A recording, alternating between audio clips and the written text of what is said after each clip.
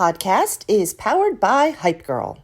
Hype Girl was born out of our passion and love for inspiring amazing women just like you. There is no superpower quite like being a woman, so we have made it our mission to create spaces, events, and tables where there is always room for one more, and all are always welcome. Come find out more about it at hypegirl.us. This is how much I love you. We were running low on the nectar, so I had iced tea to leave enough nectar for you because I knew Mike was going to Costco to get more. That's how much I love you. I mean, I don't think I could say anything else more than that to express my feelings for you. I feel loved. You should feel loved. I saved the literal last drop of nectar for you. you and sacrificed it. Is there a song? I feel like there's a song. I'd like to teach the world to sing in perfect harmony. I'd like to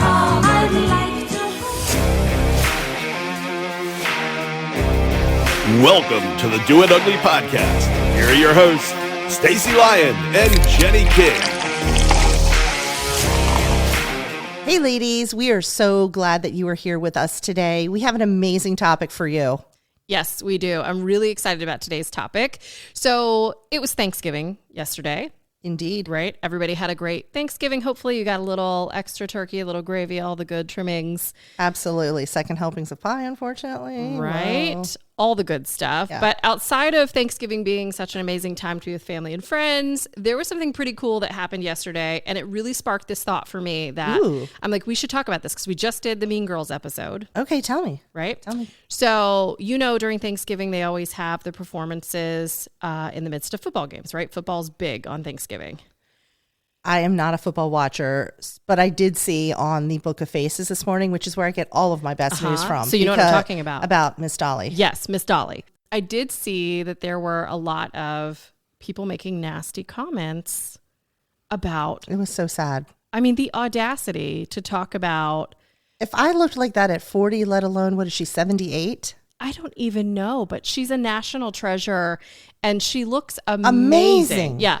So it was killing me. And I was like, we just did the Mean Girls episode. And so I thought it would be relevant to talk about Dolly and why we just can't wrap our brains around celebrating women who are doing incredible things. And I know it's because, people who criticize you are never going to be the ones doing more than you, but it just killed me. And so I thought that would be a great topic for us today. Absolutely. Sorry. I need another crutch word. My husband is going to kill me for saying absolutely. But I agree with you, and it is worthy of an absolutely. Because even when you're Dolly Parton, you have to take a moment off in the wings of the stage when you are rocking a Dallas Cowboys cheerleader outfit to just even have a moment like, okay, what am I doing? No, I've got this. I can do this. And then you go out there and you kill it, right? Yeah. But I would just think that anybody that would do that, no matter your age, no matter your body shape or type, would have to have a little moment of, can I do this? And then you have that faith over fear moment and you go out there and you rock it and you kill it. And then to have people on the internet talking about you that way, it's just disgusting to me, quite honestly. It was gross. And I feel like we're seeing it a lot right now, especially Taylor Swift is in the media a lot. And I'm a newly converted Swiftie. I love my Swiftie. Love her. I was never a big fan, but this year I was hardcore converted thanks to my daughter. But same thing. So she is someone who, much like Dolly, has written an incredible library of music, shared it with the world, is authentically kind to everyone. I mean, there's a lot of parallels between the two of them. They're Southern women from Tennessee. That's true. I never thought of that. Yeah. You're right. So kind to everyone they meet. They're always advocating for other people and give away so much. I mean, just like Dolly is always giving books to children until they turn a certain age, thousands of dollars being given away all the time. Taylor just recently tipped or bonused all of her truck drivers like an extra 6 figures. Yes. And so you also watch these two women who are incredibly talented in their own rights, both in music, female, monster, like billionaires, probably both of them. I don't know if Dolly's a billionaire, but I know Taylor's a billionaire. But either way, the point that I'm getting to is you see them do all of this and you see that, like Taylor, for example, night after night, this beautiful stage, young energy, girl, killing it. like no matter how she's feeling, she gets out there and commands the attention of 70 to 100,000 people every single night that she's on tour. And Dolly, everywhere she goes, heads turn. But yet you still have people that just can't say, oh my God, well done. She looks freaking fabulous at 70, whatever she is. Right. I wish we could all just remember what it feels like to be someone that is going out on a ledge, trying something new.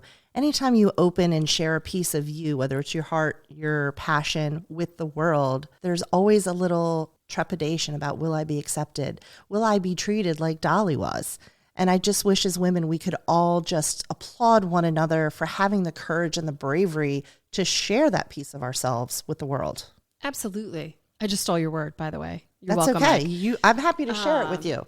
And I think but I think you're right. And I think the part that kills me most about that is that all women have a double standard on that. Because they will beg and be like, ooh, women shouldn't judge me. Don't look at me like this. You don't know what I'm doing. This is my business. You don't worry about what I'm doing. And you shouldn't talk about me when I do things, but then turn right around and tear somebody else down. And obviously that's not the women that we cohort with, but it happens all the time. And so I don't understand that mentality. How can you on one side constantly be asking people for grace and hope that people accept you, but then in the next breath, like tearing people down that you don't even know? I think I read somewhere that what agitates your demons inside of you about someone else is really your own insecurities and what you don't like in yourself. And so if you're saying, oh, I don't like this about so-and-so, that's really what you don't like about yourself, but you're not ready to take it on. I would say that you're probably 100% correct. But then it begs the question, why don't we then take a moment? Now, I'll never be one to criticize a woman who's doing more than me. I'm going to be like, girl, I am so inspired and you are on fire. But it does beg the question, if that's the case, if it's our own insecurities that make us sometimes have those kind of thoughts or behave that way, why we don't take a pause and say, like, have that self-actualization moment where we say, you know what, I had that thought, but it's not really about her because she's clearly amazing. I'm not where I want to be in life. What do I do to get better or be who I want to be versus bringing somebody else down? Like, why don't we take that time to breathe and think through that before, especially publicly? Like on the Book of Faces, there were a lot of people saying a lot of horrible things yesterday. The only thing I can think about that is that sometimes when you are just drowning in hurt and pain, you can't see anything beyond that, whether it's to get to a place of healing or acceptance or grace for yourself, let alone for other people. I know that I have been in some pretty dark places in my life, and something that really helps me, and I know you do this every morning too, is you have a meditation that you do in the morning, or you have a pep talk that you give to yourself. Yeah. And so I read somewhere that you need to, while you're brushing your teeth, look yourself in the eye in the mirror. Mm-hmm. And you need to repeat, I love you. I love you. I love you to yourself at least 10 times while you're brushing your teeth. Yeah. Put the toothbrush in your left hand because it's going to change the connectivity in your brain and you're going to hear those words and accept them in a different way when most people in the world are right-handed, right? So when you change to use the other lobe of your brain, you're going to receive those messages. I know this might make me sound a little like hippy-dippy, but I promise you it works. And the more that you learn to love and accept yourself, the easier that becomes to do for others. But if you don't love yourself, you can't love the world. You can't love others. That's true. But how much, I don't even want to say grace. Grace is not the right word. But how much space are we giving people to use hurt people as a crutch? You know what I mean? Like there is so much behavior that is excused by hurt people. Like at some point, you just have to put your big girl and big boy pants on and say, okay, yeah, I've been through some stuff. My life hurt, my heart hurt, whatever, but still not use that as an excuse to be shitty to other humans. And so when I look at some of the people that were commenting on Facebook yesterday, I mean, some of those people are, and truly you never know what's going on behind somebody's closed doors, but everybody can't be miserable all the time, right? So there were people on there who were living. There are some. But I'm just saying, like the majority of people aren't miserable all the time, right? So there were people who literally like less than an hour before posted all their great photos, and those may be very unhappy people. They're letting jealousy, the green monster, come out. I'm like, how are you presenting this happy and then you're presenting this nasty? Now I get it. I like way back when, before I became this positive version of myself, I was a fairly nasty human in my thoughts and comments. I mean, if you go back to my Facebook, like 2012, there were some things that I said that weren't nasty about other people, but you could just tell that I was in a negative headspace. And so I get that. But for people who are generally not in a negative headspace, there were some that really surprised me, and I was really disappointed. I want to say absolutely right now. You can say it as much as you absolutely.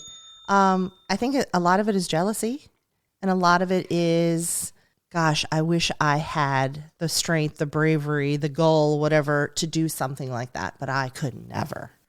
I feel like women almost resent other women that are out there living their truth, just letting it hang out. I don't know what you would call what Dolly did, because she's amazing, and I feel like she could conquer anything that she attempted at this point in her career. I think that's why we wanted to create this community for you and I at Hype Girl, was because we wanted to be able to create a place where women could have a safe place to come and to be better. And if they have those thoughts, we can love them up real good. We can help them with whatever's going on in their head. And that way they want to be better and to lift other women up, but also in a loving way. So you could kind of call them out on their shit, right? So you could say, hey, this isn't like you. Are you having a bad day? Yeah. What's going on? Yeah. What do you need? How can I help you? Yeah. And I look at Dolly, and I think if you go back to some of her earlier interviews, there's a really famous one. It rolls around on TikTok and the Insta every so often, but it's a person interviewing her about who she wanted to be, like what she wanted to look like. And she talks about, I think, was it Barbara Walters? I can't remember. We'll have to go back and find the interview, but they're interviewing her, and they're like, why are you so like loud in your clothing and your hair? I'm sure I'm misquoting it, but something to that effect. That's the gist, yeah. And she says something to the effect of like, she was gaudy and trashy, but that's who I wanted to be. And when I think of Miss Dolly, like, she's one of the most lovely and elegant women that... I would never call her trashy. I would never think of that. No, but I'm saying when you think about where she came from back in the hills of Tennessee, like, it was not posh society. They were not going to country clubs. Like, surely those who are in some of the, most distinguished clubs in the world wouldn't look at Dolly back then and say, oh, she's, first class, or... Well, they were probably judging her on her figure as well, and her big, tall, blonde hair. Which all the men wanted her and all the women wanted to be her, but hated her in the midst. So it's still... the same thing. Yeah. But so I think about that, and I just love that even from an early age, and I think Taylor Swift, going back to her, very similar. But yeah, so you go back to Taylor and you look at them, and they have many similarities in that same way. Like, they've just been, even if it wasn't outwardly so or inwardly so, excuse me, let me correct what I'm saying. If it wasn't on the inside, on the outside, they've been remarkably open about who they are and just being confident. And that's what I find so bold and inspiring about them. So I just thought, Dolly, I don't know if you'll ever hear this, but if you do, we love you, love you, Miss so Dolly. Much. And she's done so much and put so much good back into the world too. I just think of her reading program and how dedicated she is to literacy. Oh my God. She has done so much good in the world, poured so many amazing things into communities across the United States. And to be judged for an outfit just but she feels looked sexy as hell. I mean, she's in her 70s amazing. And she looked, amazing. She was a smoke show. She was a smoke show. Can I tell you what gave me a little bit of a giggle? What? So she had on clearly like a nude bodysuit or something under her. Oh, the shimmer? The little shimmer with some like sparkles on it. Yes. Or rhinestones maybe even. And they put a big rhinestone where her belly button is supposed to be. And I just gave me a little bit of a chuckle. And I thought, that is so funny. It's so cute that the costume designers were like, I think she tried to be a little modest, like I said, with the sheer, bodysuit under the costume. And they were like, okay, we're even going to cover up the queen's little belly button here with a rhinestone. Yeah. I'm just impressed. You rock it, Dolly. And keep going. Don't let them stop you. Oh I can't wait to see what happens next. I feel like we should start a thing right now where women just go out and boldly do things as they are. And on social media, just be like, #BeLikeDolly. Oh, I love that. Yeah. Like, whatever the thing is, wear the outfit, whatever outfit you've been not wanting to wear because you've been too worried about how you're going to look in it, or just, go out and present your idea, whatever. But I am blown away because I'm trying to imagine what the conversation was like when the Dallas Cowboys or whoever proposed this idea, came to her team and was like, hey, we want Dolly to wear that cheerleader outfit, because that outfit is tiny. And it's hot. And I also think that it's really sweet that, I don't know how many years she's been married, a really long time. Very long time. And that she is still super in love with her husband. And, she just put out this rock album. And she said that she did it because her husband doesn't really listen to country. And so she wanted to do something For him? I didn't know that. And so she has all these great rock collaborations with her album, which is, I'm sure, part of why she was performing, right? To help promote that. Go Dolly, don't stop. I'm looking up right now what the name of her new album is because I want to tell everybody they can make sure they go pick it up. Oh, it's called Rockstar. There you go. It's called Rockstar. And she has some collaborations with super famous musicians, including... I don't know. Let's look. Is it on the list? But I feel like, you know who else she does a lot of collabs with, which I hope is on here somewhere, is Miley Cyrus. I was like, she used to do a lot with Kenny Rogers too. Ooh, Chris Stapleton is on here. Kid Rock, John Fogerty, Steve Perry, Ann Wilson. Oh my God. Okay. I can't wait to listen to Richie it. Sambora. Oh.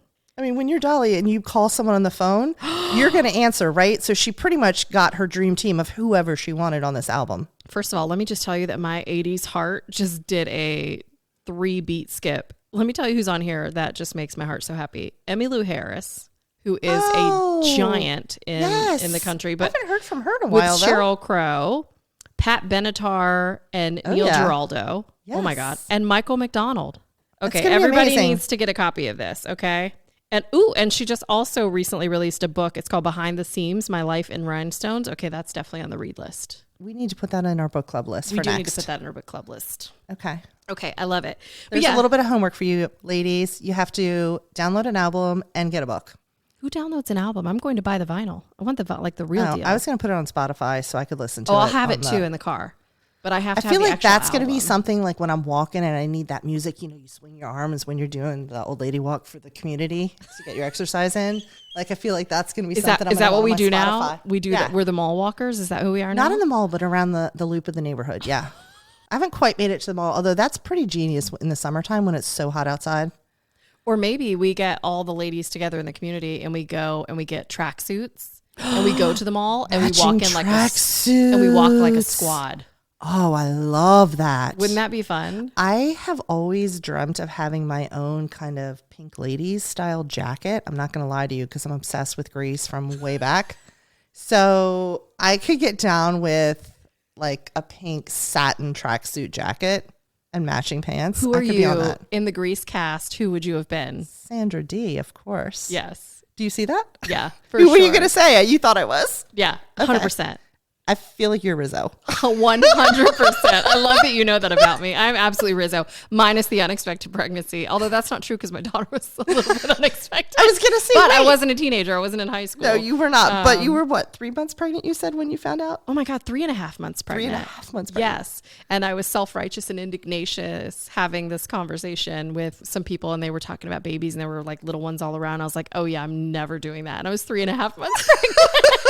But look, we could all live on a cruise ship permanently if I could get $1 for everything I've eaten crow. Oh, absolutely. as a Everything parent. you've slurped back. Oh, and we talked about that in 100. one of our other episodes We as did. well, where we could. Yes. I think that was the exhaustion episode. We talked about all the things we wish we could slurp back. If only. If only. Maybe we shouldn't say slurp back though. No? No. You don't like that phraseology? I think we're going to leave that one. Is that because your dirty mind is in the gutter again? Facts, always. Mhm. But so the purpose of today's episode, and ladies, thank you for hanging with us in our crazy. We love you more than you know. But the purpose of this was really just, I wanted to celebrate a woman who just blows my mind all the time. My daughter is obsessed with Dolly too. She loves her. And I really, really pray that we get to meet her someday because Sophie would just be mind blown over it. But yeah, I just want to take a minute to do that because we need more of that. Like take the time to just be the person on social or even privately who just says, hell yeah, high five, lady. You rocked that.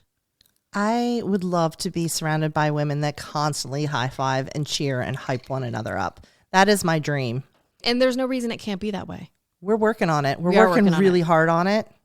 We are working on it. My greatest wish in life. That's the legacy that I want to leave, is that I was able to be a part of a tribe of women. And that's how they act every time they leave the house. I love it. Okay, so I don't know that we've done this every episode, but we certainly like to do it every so often. We like to do a rapid fire question round. So I thought today we would do a Thanksgiving rapid fire. Just go with it. Okay, turkey or ham? Ham. Mashed potatoes or sweet potatoes? Sweet potatoes. Sweet potato pie or like a chocolate pie? Chocolate pie. Are you going to answer any of these? Yeah, I'm just making these up as I go. Okay, ham or turkey? These are just thinking, ham. Potatoes or sweet potatoes? Mashed potatoes all day with all the butter and all the heavy cream. Okay. Mm-hmm. And what was the other one you said? Sweet potato pie. You didn't even give pumpkin pie as an option. That was kind of strange. Pumpkin pie is disgusting.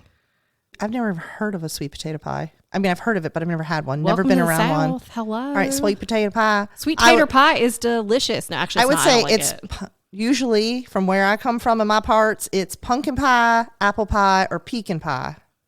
Pecan. Whatever. Even I'm bougie enough that I say pecan. No, but yeah, it's chocolate all the way for me. Like a chocolate mousse? Although my mom made Watergate salad, which yes, I do too. It was pistachio flavored, which was phenomenal. Yeah, so good. All right, last thing. What is your favorite Thanksgiving tradition? I already know what it is, but I think the ladies need to know because I think it's so hysterical and I love it. I don't know if it's a tradition, but this is just what happens every year. Since I started making Thanksgiving dinner at my house instead of at my mom's house, Mike and I get up early and we will start preparing the bird, if you will, to get her in the oven. And then my mom shows up a few hours later and we make all the sides and do all that part together. So every year we go into the turkey and we're like, pull out, the pieces from the inside, the directions, the gravy packet. And then I'm always like, okay, I know there's a giblets packet around here somewhere. Where is it? And we will search the bird and we will swear this is the year they just didn't put it in. They just forgot. And we're like, okay. And we finish preparing the turkey. We put it in the bag. It goes in the oven. And then my mom will come a couple of hours later and I'm like, Mom, there was no giblet packet this year. And she's like, Stacy, of course there is. Did you look in the other end? I'm like, of course I looked at the other end. There's nothing there. And she's like, pull it out of the oven. So we pull it out of the oven, open up the bag, and sure as shooting, there's the bag of giblets. It's like she is a magician. She just pulls them out of nowhere. What is a giblet?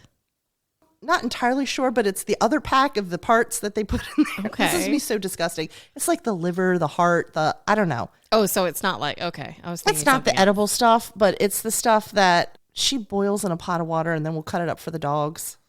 And when I was little, my grandmother used to like mince them up and put them in the stuffing. And so we would never eat the stuffing as kids. And so now I always have to ask my mom, is the stuffing safe? But this is also how the tradition started with the turkey, that I would go and get the turkey from her when it was frozen. I would bring it up here, de-thawed, and start in the oven because then she wouldn't have the giblet packet to put in the stuffing when she made the stuffing. Okay.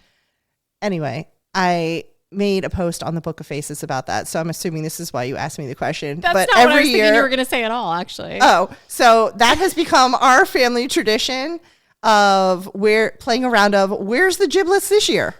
Oh, I know what you're going to say. Okay. And then so finally when all the food is prepared and we sit around the table, our tradition is that everyone wears a turkey hat. Yes. Is that where I was going? Is that where you thought I was going? Yeah. But thank you for the finding the giblet story. That was very good. And I'm I enjoyed so sorry, Mike. Feel free to cut out the giblet story. No, you can't cut out the giblet story because I'm very much enjoying what the visual. What is your... Whoa. But I also need to tell you, amazing lady listeners, that the turkey hats are not paper turkey hats. Like, I need you to understand they are big, like cloth, fabric turkey with legs, like bone legs that are white and stick out. I mean, they're so adorable. Absolutely. Everyone is welcome at my Thanksgiving table. The only rule is you have to wear the hat. I love that so much. And I have, 20 hats or something. So I love it. No matter how many people are around our table, there's hats for everyone. Yes, I love that. We don't have any real traditions other than just getting together. I mean, my mom's always been the one who cooks. I was just to say, is that because you don't cook, Jenny? You cannot pick up dinner through a drive-thru? My mom has always been, it's her love language to prepare the whole meal. So for her, she cooks. We come and my sister and I did dishes yesterday. Like after it was done, we cleaned up. No, it's just for me, the tradition is talking about what we're grateful for and just saying a great prayer and giving God praise and glory and thanks for all his goodness and the blessings that we're so undeserving of so many days. But yeah, no, it was good. We had a good time. Absolutely. Yes. It's just about who you're with, right? Whether it's family, friends, just being with someone to celebrate it, what you're grateful for. No, but I saw the coolest thing yesterday and I told my mom and family this. I did not know that in New York City, they do a Thanksgiving meal on the subway, like in the trains. in cars, they set up tables and they have food, and there are people who are able to have a Thanksgiving meal. And I don't know if strangers do this. I don't know if it's set up by the Subway staff, but I saw TikToks and people were like doing videos of people eating a plate, and they were fellowshipping. And yeah, it was very cool. I was really like, my heart was so full to know, because there's some homeless individuals, people come together that don't even know one another. Yeah, but I'm just saying, how many people that weren't going to get a meal got a meal because they were on the train? Like, that just makes my heart so happy. Absolutely makes my heart happy too. Yeah. Yesterday, our friend Miss Kate Coran over at Fresh Brewed Ministries did the same thing for the unhoused community here in Myrtle Beach, and was able to serve lots and lots of our neighbors. And it was beautiful. The community, the way they came together and donated food and turkeys and laid out a huge spread. Then they also donated shoes and jackets and blankets and socks. I love that. And so it wasn't also just about that one meal, but then they packed up, canned goods and food and things for them to take with them. Hopefully a full belly and a full heart. Yeah, love that. All right, well, as always, we love hanging with you ladies. We can't wait to do it again. Absolutely. We are here doing it ugly. Per the usual. Can I say SSDD? What does that mean? Same shit, different day. Oh, no, I didn't know that. You're so cool. You have cooler acronyms than me. But anyway, we can't wait to see you next time. Have a great one. And until then, please come back. Yeah, please come back and stay amazing. We love you. Bye.